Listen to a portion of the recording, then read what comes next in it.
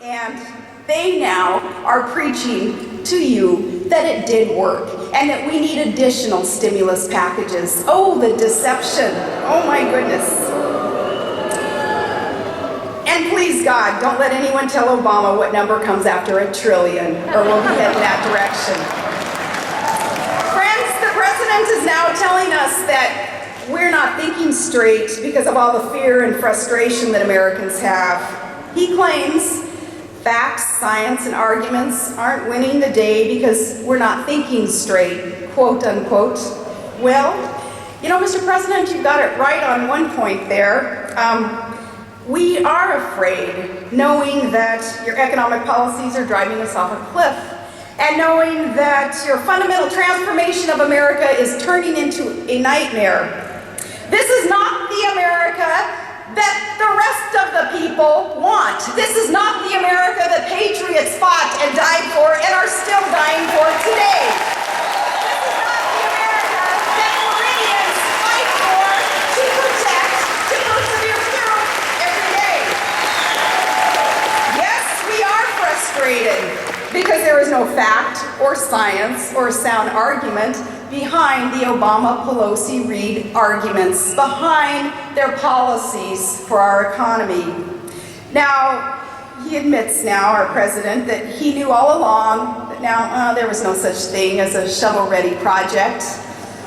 Talk about deception, because he had said that there were, of course. Now, we know what he'd been shoveling all along, and it wasn't asphalt.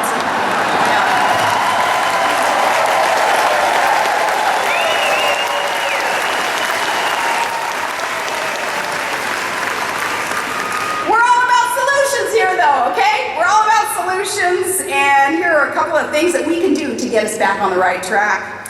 First, before we spend any more of the people's money or borrow any more from China or print it out of thin air or squander our children's future opportunities, before that happens, adopt the test that President Reagan's economic policies had to pass. What he would ask was, will it serve to liberate and empower the individual? Will it encourage us to reach for the stars? Or will it weaken us and drag us down into submission? Pretty good bar to set 28 years later, don't you think?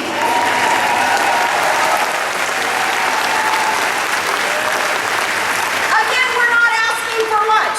The American people want a government that stands up for the little guy and won't just kowtow to union bosses and radical special interests and short-sighted political favors and projects. We want a competent government that knows that overreach and overregulation and overtaxation strangles our small businesses. The Fed's overtaxation kills jobs and kills the American dream.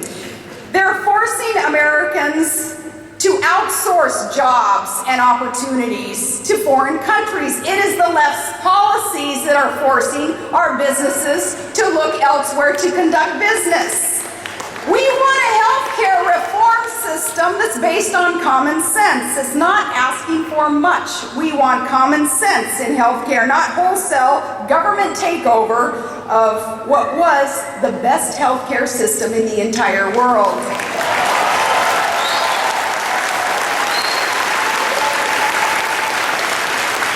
And we want a government that understands that this isn't free money. Somehow, somewhere, every tax dollar that they spend comes from our pockets. Hardworking Americans, someone, somewhere is producing something for a politician to think that he gets to take that and spend it according to his own priorities. That's not how America was built. That's not how our private sector will be able to get back on track and grow and thrive and create jobs for the American people. It's not how our private sector will be able to prosper.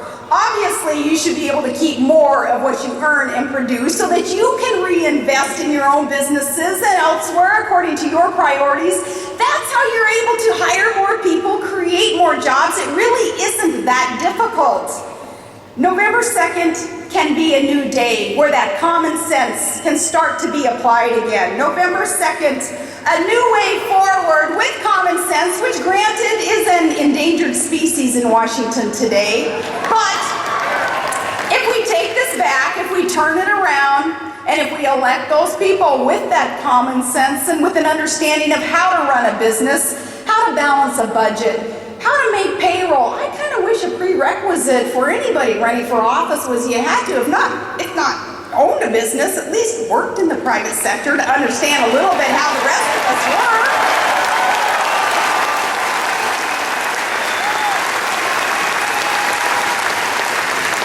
A new way forward for America, though, starting November 2nd. 10 days from now, if we make this the biggest effort, the biggest turnout, the biggest GOP victory ever in our history, we're going to take it back for we, the people, for the unemployed, for the overtaxed, for the overregulated.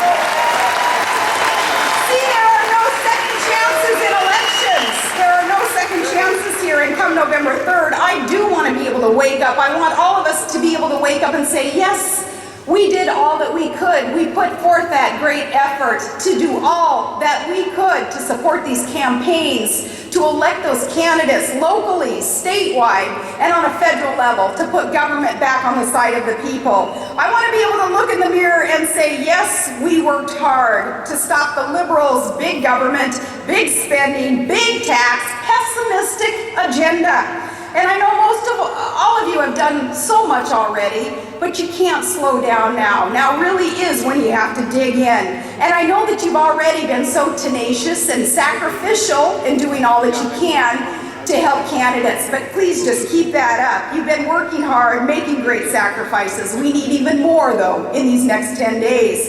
We need independents. We need registered Republicans. We need Reagan Democrats, and we need disenchanted, disenfranchised Democrats who understand they were sugared. They didn't get what it is that they thought they were going to get.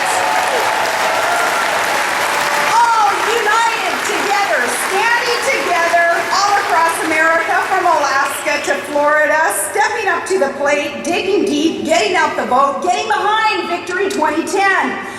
We've got to go that extra mile, folks. And thank goodness you have some great candidates right with us today. Some are still here. Some had to get out there to start campaigning for their day, which is great. You're Marco Rubio. I'll tell you.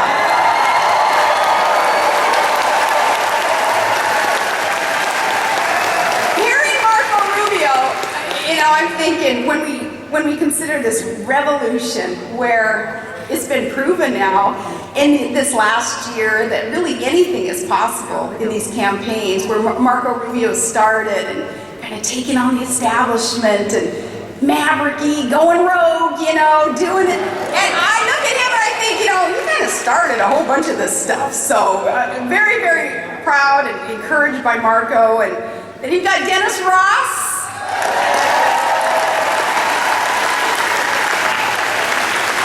And Sandy Adams.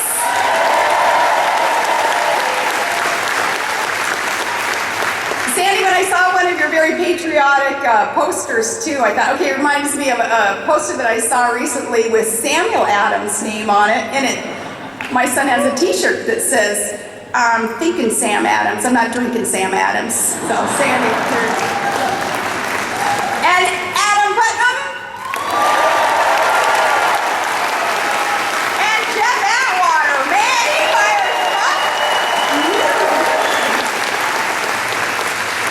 Common sense conservative candidates in local, statewide, federal races that are going to really help turn this country around. Senator Lemieux?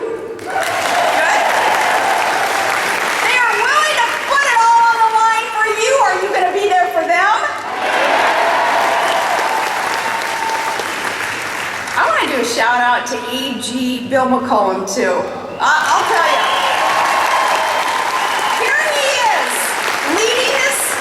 And helping to lead the nation, to hold people accountable for this mother of all unfunded mandates called Obamacare. He's taking them on. He's doing so well. And his very gracious and diplomatic team effort that he expressed recently, I'll tell you, with his support of other candidates, it's that unity effort, that team effort, that more Americans, especially those who've just come from some tough contested primaries, that more of them can express. So more power to Bill McCollum and his efforts there.